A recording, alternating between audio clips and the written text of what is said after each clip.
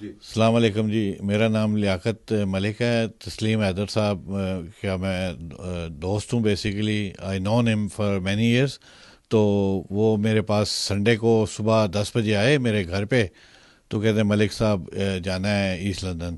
تو میں نے کہا میں سویا ہوں بھائی، میں تو نہیں. کہتے ہیں جی میں ویٹ کرتا ہوں. میں نے کہا ویٹ نہیں کریں. کہتے ہیں میں کافی پی کر آتا ہوں. وہ پھر کافی پی کر آئے ہیں. تو میں 10:30 بجے باہر نکلا تو ان کی گاڑی میں بیٹھ گیا. تو وہ کہتے ہیں جی ایسٹ لندن جانا ہے. تو ایسٹ لندن ہم چلے گئے. تو راستے میں انہوں نے مجھے بتایا جی کہ پریس کانفرنس ہے وہاں پہ.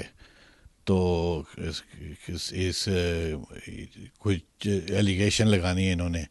تو ہم وہاں چلے گئے. تو وہاں گئے تو کہتے ہیں جی آپ یہاں بیٹھیں ہمارے ساتھ. میں نے کہا نہیں میں کونے میں ٹھیک ہوں. انہوں نے مجھے اپنے ساتھ بٹھا لیا. تو انہوں نے پھر یہ ایلیگیشن لگائی میاں صاحب پہ اور ناصر بٹ صاحب پہ. تو ناصر بٹ صاحب کو تو میں جانتا ہوں. تو I was really shocked at time.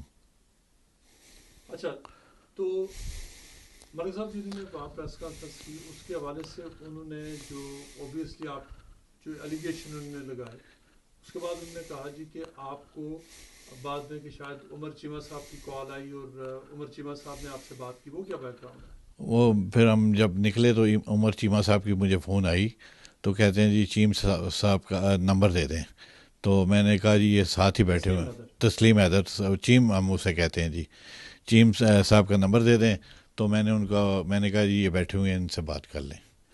اچھا ملک صاحب، جب انہوں نے جس طرح آپ نے بتایا کہ وہ گھر آ گئے اچانک ہی، آپ آرام کر رہے تھے، اس وقت آپ کو پتا تھا کہ یہ کدھر لے کے جا رہے ہیں اور کیا چاہتے ہیں؟